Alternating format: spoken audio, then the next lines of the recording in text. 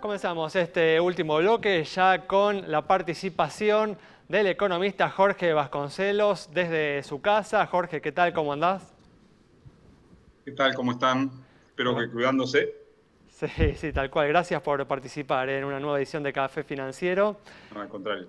Y bueno, no hemos mencionado aún el tema tras una tregua la semana pasada, el dólar volvió a escalar en los últimos días, superando en el segmento informal los 130 pesos hoy, cerrando 133 pesos el dólar denominado blue.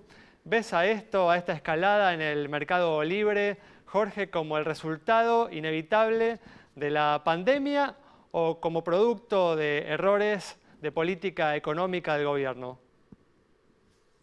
Bueno, yo creo que hay incertidumbre sobre el resultado de la reestructuración de deuda. El gobierno ha mostrado que sabe las consecuencias negativas de un default y está haciendo lo posible por evitarlo, pero, digamos, el resultado del canje, inferior a un 15% de adhesión, lo ha dejado en una situación de mucha debilidad el gobierno para continuar la negociación.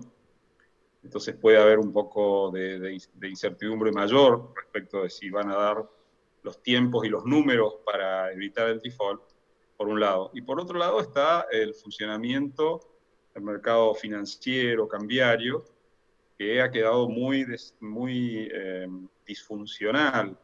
Cuando arrancó el gobierno se impuso un impuesto del 30% para el dólar ahorro. Si bien el cupo es bajo, $200, de todas maneras el impuesto del 30% en el momento en diciembre parecía un impuesto muy caro.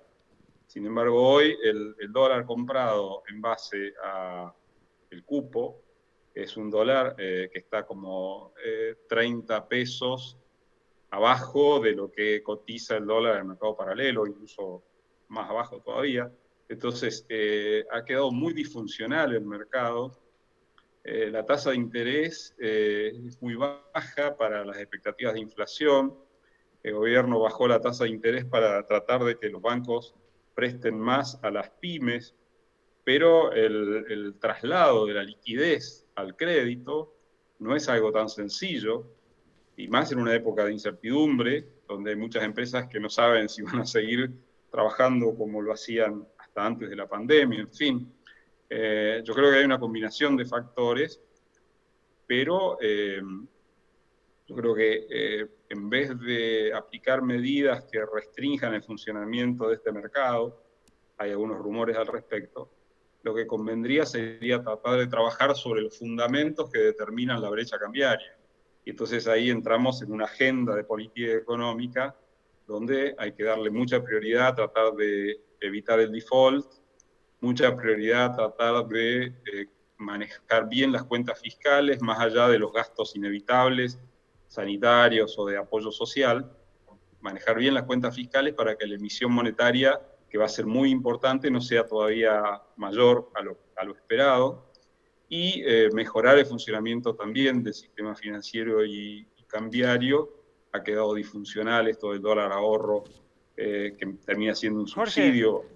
por eso te preguntaba antes si ves a esto que está sucediendo como algo inevitable, porque mencionás la necesidad, ¿no?, de tener cuentas fiscales más ordenadas. ¿Se pueden, en este contexto de urgencias, en el que es necesario, indispensable, asistir a ciertos sectores de la población, tener cuentas fiscales más ordenadas? Eh, Se puede, en el sentido de que hay un porcentaje muy alto de gastos que hoy no están en la primera línea de urgencia, y que, sin embargo, no se sabe bien qué va a hacer el gobierno con ese gasto. O sea, en el IERAL propusimos hace 2 meses que como en Uruguay, se estableciera una especie de bono contribución de parte de los empleados estatales por encima de cierto umbral de ingresos, no para todos, sino por encima de cierto umbral. Uruguay lo hizo. Eso genera muchos ahorros, y el gobierno no quiso hacer nada en esa dirección. De hecho, los sueldos en el sector privado están bajando mucho más que los sueldos en el sector público, cuando en realidad es el sector privado el que sustenta el financiamiento del sector público. Sí, hemos destacado eso aquí en Café Financiero. Claro, yo creo que ahí el tema se va a terminar resolviendo a los ponchazos, digamos, y es probable que el gobierno no tenga posibilidad de actualizar por inflación los salarios de los estatales por unos cuantos meses o incluso por unos cuantos trimestres. Entonces el gasto público se va a ir moderando porque no se va a aplicar ajuste por inflación a muchos sueldos estatales.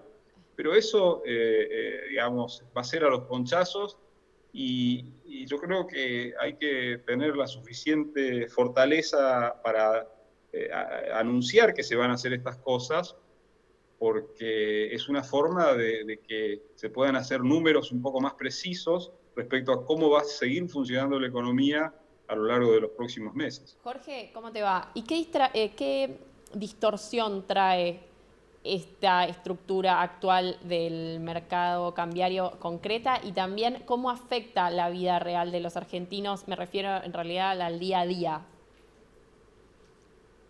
Bueno, ahí, si uno mira lo que pasó en los últimos 2 meses, en realidad los depósitos han subido a un ritmo 3 veces superior al de los créditos, cuando el objetivo era que hubiera más crédito, ¿no? Y eso no ha sido posible porque no hay suficientes garantías para que los bancos les presten a las pymes. En fin, hay un montón de problemas que no se pueden resolver de un día para el otro en esa materia. Entonces, se ha estado tratando de forzar la máquina ahí. Los bancos ofrecían poco rendimiento para los plazos fijos. Entonces se impuso una tasa mínima, que creo que es del 26% para los plazos fijos minoristas, pero del exceso de liquidez que hay resulta que hoy esa tasa mínima del 26% para los pequeños ahorristas es una tasa máxima, porque la Badlar, que es la tasa para los depósitos de grandes sumas, está cerca del 20%. O sea, es un desorden, digamos, no es lógico que funcione así. Y después el tema cambiario, o sea, yo creo que tendría el gobierno que pensar seriamente en hacer un desdoblamiento del mercado cambiario y establecer un dólar financiero, que sería el dólar de contado con liquidación, el dólar blue, pero legal. Para que haya un dólar de referencia, un dólar libre de referencia, Jorge. Efectivamente. Y ahí el Banco Central podría vender, o sea, si hay superávit comercial, el Banco Central puede vender dólares en el mercado libre y tener una enorme ganancia por la diferencia entre el dólar comercial y el dólar financiero, y habría posibilidad de que aquellos que compran contado con liquidación tengan más temor porque vean que el Banco Central puede aparecer en la punta vendedora y bajar el precio de 10 pesos de un día para el otro, en fin.